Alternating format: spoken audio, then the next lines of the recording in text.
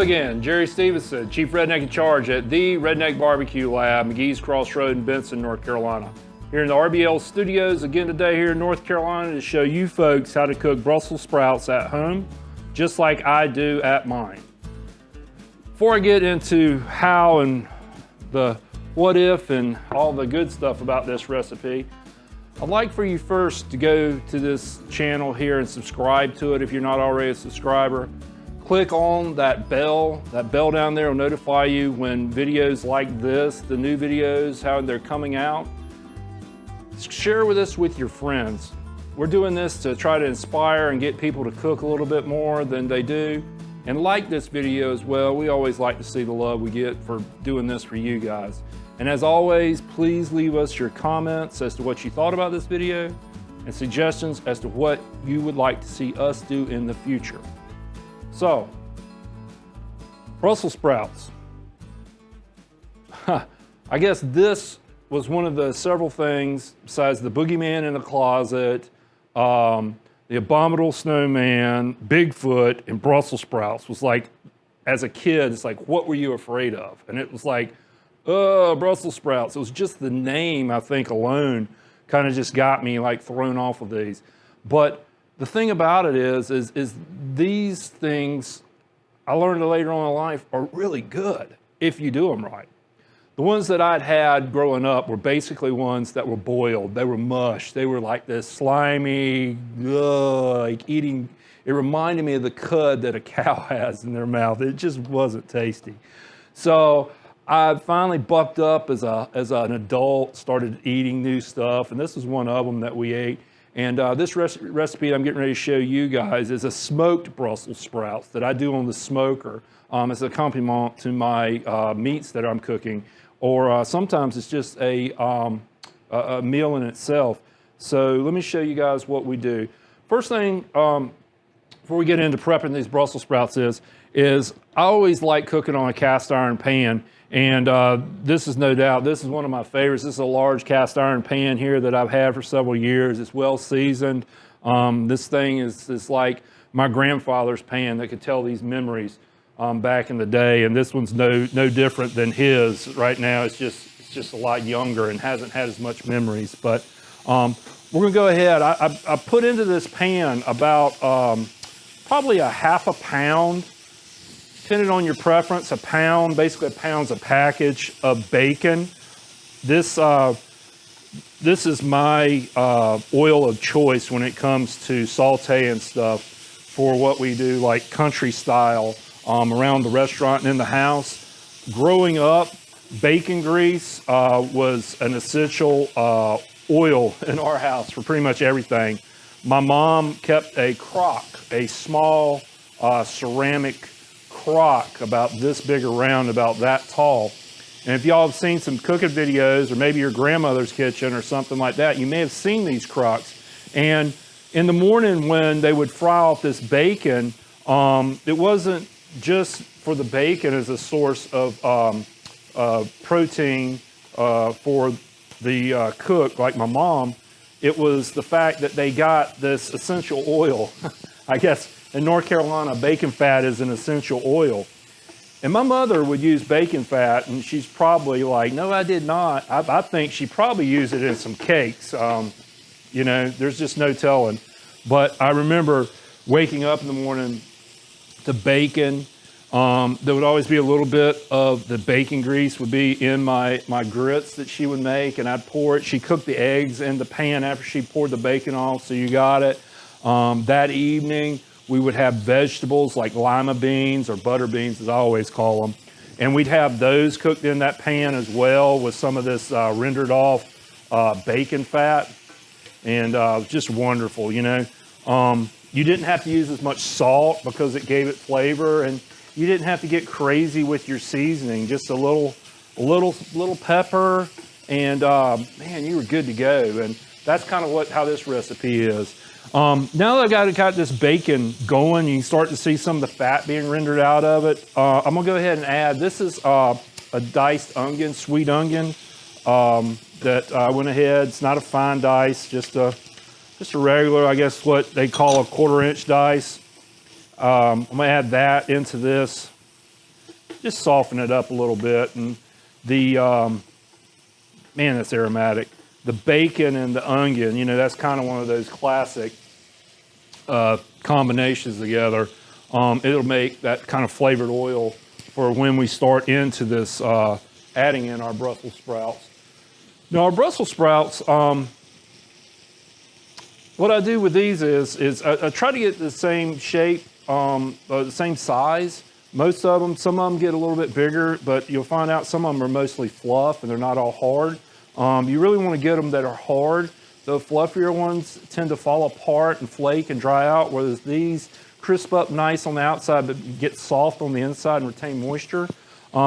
There's stem in, you know, and then there's a flowering in, and we're gonna go ahead and slice these lengthways, making sure that we slice through this stem. You do not want to cut the stem off in these. The stem will soften.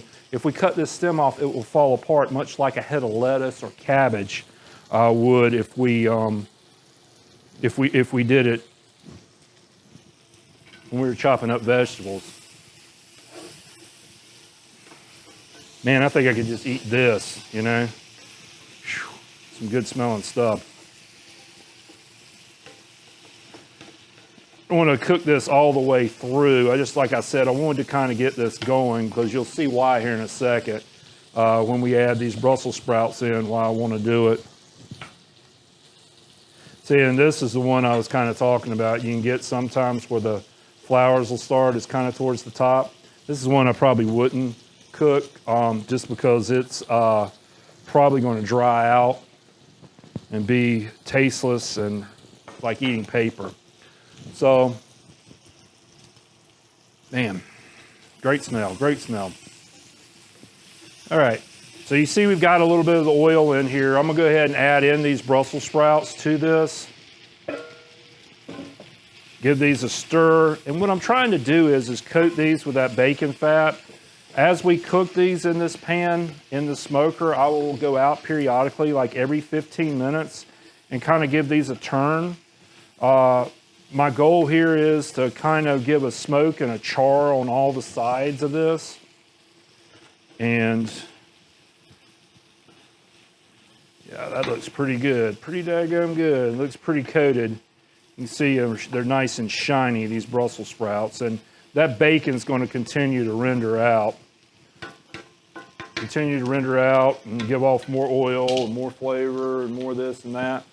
To this bacon and onion and Brussels sprout mixture, I'm going to add in a tablespoon, and I go heavy with it, a tablespoon of granulated garlic. I'm a garlic freak, as well as a pepper freak. You don't have to do it, but I add in probably about a tablespoon. And I add in a little bit of salt to this. Why do I add salt into this in the beginning versus the end?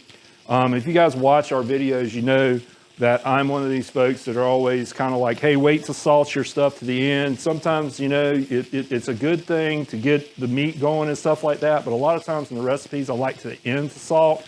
This is one of those where I do add some salt, and I want to see the salt will kind of help in help weeping out of the moisture out of some of these Brussels sprouts, and it'll kind of help steam this and crisp up on the outside.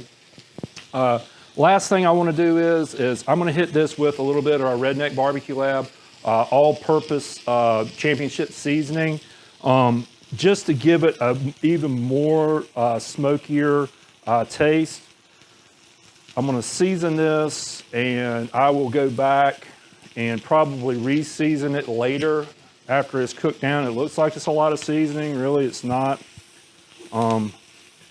Maybe sometime I'll show you guys, you folks, how I do my fried okra. And if you saw how I do my fried okra, which you may find down here at some point in our recipe vault on this YouTube channel, you would understand, like, wow, he does use a lot of seasoning on some of these. But it's good seasoning, and it's seasoning that's adds a lot of flavor and depth, character to your dishes, but not a lot of salt, you know, not a lot of heat, but a lot of different stuff kind of coming together that just makes your head swim when you take a bite. And I think that's one of the keys about creating a really good dish, be it a main dish, main protein, or a side dish such as this. So anyway, I'm happy where we got this. We got this kind of going. We got it rendered down. Next step we want to do, we want to throw this into a nice hot smoker. We're going to leave it in there for about an hour at about 250 degrees. And then I'm going to jam that temperature up, man, really, really hot. As high as that smoker will go, at pellet smokers about 375 degrees, because I want to get some char, I want to get some crisp on it, I want to get a little burn spots on it. Trust me, it'll be good. We'll see you guys outside at the smoker.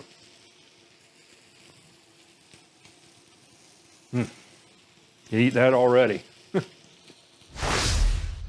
All right, folks, we finally got these Brussels sprouts off the smoker. It seems like an eternity, like weeks ago we've had these things on here, but trust me, it was well worth the time. We got them off.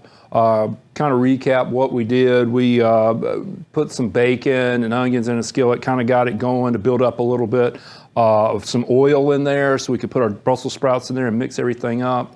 We threw them on the Traeger grill. This is like a nice little side dish, remember, where we were cooking something else. Put them on the side of the grill, let them sit in there. They took longer than we thought, probably it's about an hour 30, about an hour 45 minutes, 275 degrees to get the way that we wanted it. Right at the very end, I cut it up and I gave it a really good char. Now, this is completely up to you guys. You can cook these the way you want, but this Brussels sprouts reminds me of my mom's fried okra in these cast iron skillets. So it was these little bits of like burnt pieces, and then there was these brown pieces, and then there was pieces that were underdone. And when you mix them all together, it just gave you this bite, accumulation of a bunch of different things going on. And this is how I like it. So if you don't like it like that, you don't have to hit it with that blast of hot air right there on the end to kind of get them the way they are right here. But that's the way I like them. Try them at least one time. If you don't like them, back off blasting them on the end with a little bit of heat. So let's see how we did. They smell great, smoky, and I can smell bacon, which, you know, of course, that's just one of those things that everybody loves is smoky bacon goodness. And I'm gonna leave a couple of these for my partner over there. Word has it that Mike Baker of Event Webcasting absolutely positively loves Brussels sprouts. I'm gonna douse these with just a little bit of our seasoning, just to give them a little bit of extra pop. And then finally, I'm gonna add my little secret ingredient. And this is completely optional, but this is Parmesan cheese. No, it's not the fancy schmancy stuff, you know, where you get the big wheel and cut the little wedges and grind it with the microplane and stuff. This is what they call the sawdust. This is the cheap stuff. And I love this stuff. I use it on a lot of different things. It's a really good seasoning in terms of, it'll give something, be it hamburgers or meatloaf, or something as simple as a vegetable, kind of a little salty pop on the end. And it's one of the things I like. So hopefully you guys may like that too. So let's see how we did here. I'm gonna try to get a little bit of the bacon and the Brussels sprout here and see how we did.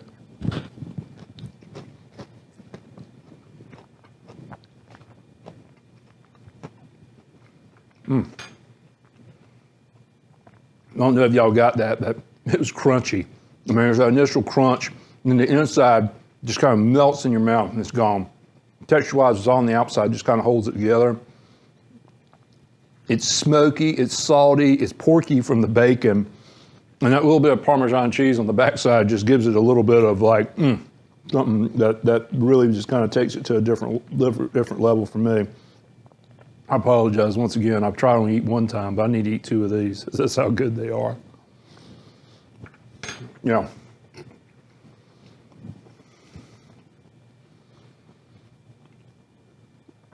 It's definitely something I recommend. So if you guys have followed us before with some of our pork loin recipes and stuff like that, this would go well with pork loin, steak, or just by itself as a meal by itself on the side. So there you have it, folks. Brussels sprouts, the way we do it here at the Redneck BBQ Lab. Remember, easy, quick side dish you can throw on the side of your grill and make for your family and friends or your sweetheart right there, real easy, real fast. So once again, Jerry Stevenson. I am the Chief Redneck in Charge at the Redneck BBQ Lab, Hughes Crossroad in Benson, North Carolina. Right here today in the RBL studios, my friend Mike Baker over there, the wizard behind all of this. Event webcasting. Go take a look at what he does. Like I said, he's a wizard of what he does here, as well as some of the shows and stuff he does. Please go to our YouTube channel down on the bottom right here, like this video, Share it with your friends. Subscribe to it. I know you're already probably doing it. I say it all the time, but please subscribe to it. We're doing this for you folks. Click on that bell so videos like this, the new ones that drop, you know when they happen. You'll get that little alert, hey, video dropping.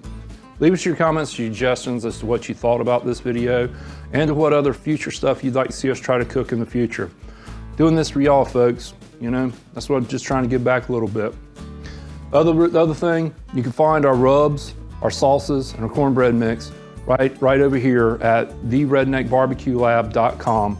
Find our sauces and rubs. Type in your address, I think it's your zip code. It'll help you locate your closest store where you can find our products and some of the online retailers that ship the products around the world, meaning we've already sent something overseas. It's really kind of cool. So that's it. That's a wrap.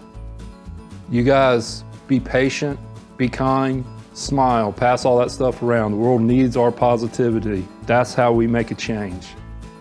Till next time, folks, I'm Jerry Stevenson, and I'm about nervous. I'm about to tuck back into this. Chief Redneck in Charge, Redneck BBQ Lab in Geese Crossroad, North Carolina. Love y'all. Take care.